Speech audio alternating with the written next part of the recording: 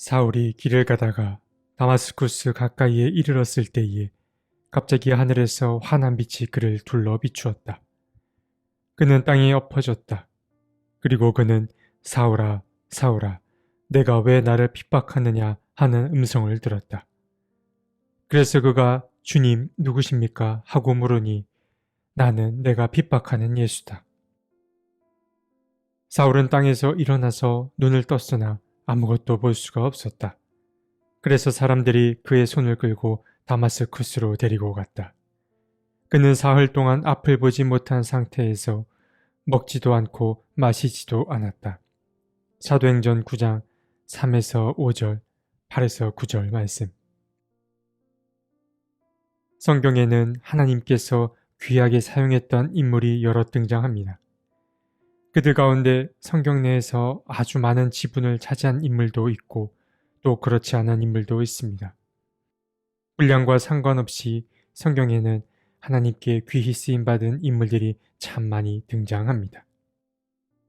특히 바울이 그러한데 바울은 성경 내에서 차지하는 분량도 참 많은 인물입니다. 특별히 사도행전은 그의 등장을 알리는 책이면서도 동시에 사도행전 9장은 그가 겪은 가장 큰 변화를 보여주는 장이기도 합니다.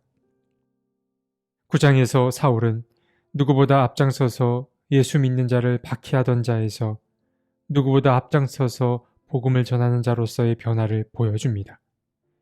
이 변화는 성경이 보여주는 극적인 변화 가운데 하나입니다. 다소 사람이었던 바울은 살기등등한 사람이었습니다. 그는 예수의 제자들을 죽이는 일에 혈안이 되어 있었습니다. 사실 그의 이름은 처음부터 바울은 아니었습니다. 그의 이름은 사울이었습니다.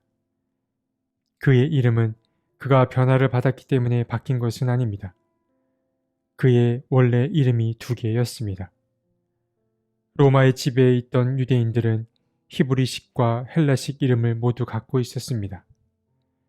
바울은 로마 시민권을 갖고 태어났지만 그는 유대인이기도 했습니다. 그랬기에 그는 다른 유대인들처럼 처음부터 두 이름을 갖고 태어났습니다. 사울은 유대식 이름이고 바울은 헬라식 이름입니다. 그래서 바울은 예수를 만난 후에도 사울이라는 이름을 얼마 동안 더 사용하기도 했습니다. 아무튼 사울이기도 했던 이 바울은 예수의 도를 믿는 사람들을 닥치는 대로 잡아서 감옥에 가두려고 했습니다. 그날도 여느 날과 다름없었습니다. 그는 다마스쿠스로 향하고 있었습니다. 그런데 갑자기 하늘에서 환한 빛이 그를 둘러 비추더니 한 음성이 들렸습니다. 그것은 예수의 음성이었습니다. 음성으로 나타난 예수는 그에게 왜 나를 핍박하느냐고 묻습니다. 그런 다음 예수는 다른 어떤 부차적인 말은 하지 않고 그가 해야 할 한 가지 일만을 알려주었습니다. 다마스쿠스에 가면 내가 앞으로 해야 할 일을 알려줄 사람이 있을 거라고 말씀하셨습니다.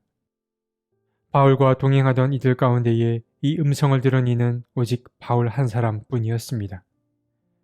그는 부축받아서 다마스쿠스로 향했고 그곳에서 3일간 보지도 먹지도 못하며 지냈습니다.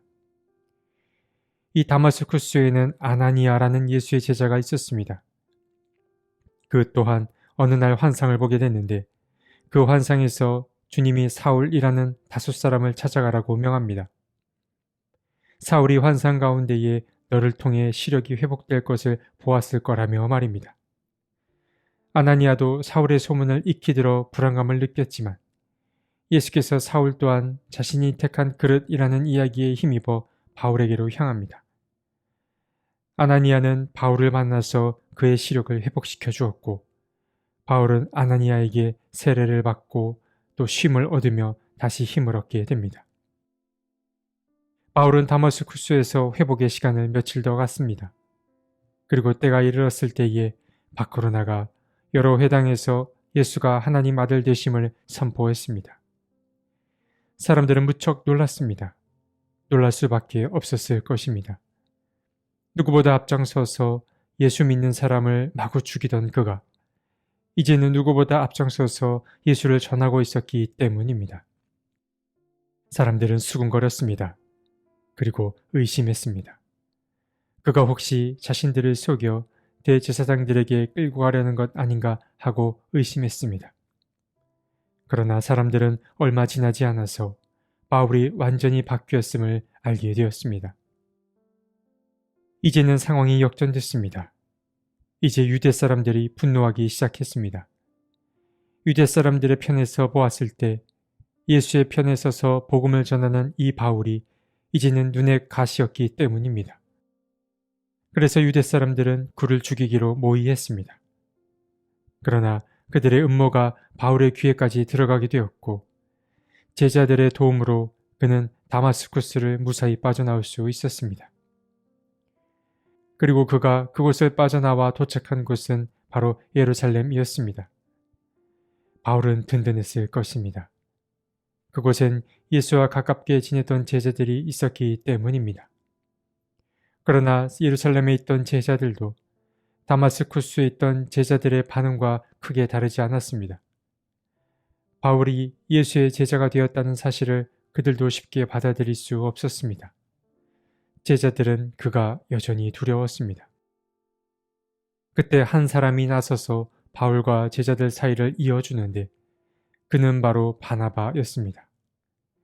바나바는 바울에게 일어난 일과 그가 다마스쿠스에서 행했던 일들을 전해 주었습니다. 예루살렘에 있던 제자들은 바나바의 이야기를 듣고 바울을 믿기로 결정했습니다. 그리고 바울은 제자들의 지지에 힘입어 그곳에서도 열심히 복음을 전했습니다. 그러나 그 기간도 그리 오래가지 못했습니다. 예루살렘에 살던 유대 사람들에게도 이 바울은 눈의 가시였고 그로 인해 그를 불편하게 여기던 사람들이 그를 죽이려고 꾀하였습니다. 이번에도 다행히 바울은 이 일을 알게 된 신도들 도움 덕에 예루살렘을 빠져나와 다소로 갈 수 있었습니다. 바울이 변화받는 이 이야기가 참 재미있습니다. 마치 영화 같기 때문에 그러합니다. 그의 변화는 극적인 변화였고 또한 사람이 완전히 바뀔 수도 있는지를 보여주었습니다. 오늘 본문에서 흥미로운 점은 다소 사람이었던 이 바울이 큰 변화를 받고 다시 고향인 다소로 돌아갔다라는 점입니다. 그는 다소에서 자라는 동안 예수를 몰랐을 거고 혹 일찍이 예수를 알았다고 해도 그는 분명 예수를 박해하는 위치에 서 있었을 것입니다. 그랬던 그가 이런저런 일을 겪고 나서 다시 고향으로 돌아갔는데 그는 전혀 다른 자로 돌아간 것입니다. 예수의 도를 따르는 자로서 돌아간 것입니다. 소설의 한 대목이 생각났습니다.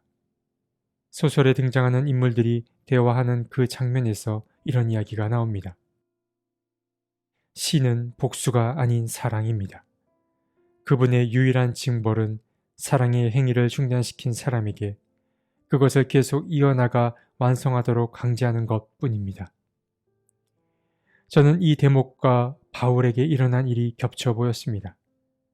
바울은 어찌 보면 하나님께 징벌받은 자였습니다. 그는 하나님이 하시고자 하는 일을 막은 자였기 때문입니다. 그러나 하나님은 그를 우리가 흔히 생각하는 방식으로 벌하지 않으셨습니다. 하나님은 당신의 방식으로 바울을 벌했습니다. 바울이 받은 벌은 그가 중단시킨 사랑의 행위를 그가 다시 이어서 하도록 하는 것이었습니다.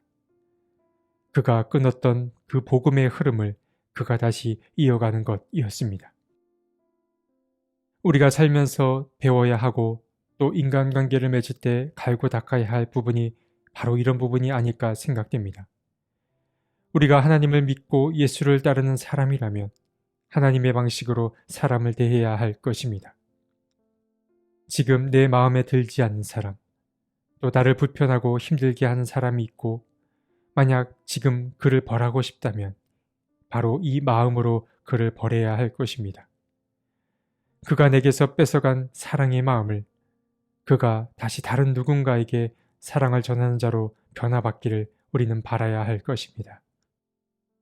그가 고통과 희생이 수반될 수밖에 없는 그 사랑이라는 매개체를 통하여서 그가 막아선 일을 완성할 수 있도록 바라야 할 것입니다. 하나님은 바울에게 사랑을 완성하도록 벌을 내리셨습니다. 이 사실이 참 중요합니다. 오늘 하루 하나님이 징벌하는 이 방식을 깊이 묵상해보는 우리 모두가 되었으면 좋겠습니다. 하나님, 오늘 말씀을 들으며 떠오르는 사람들이 있습니다.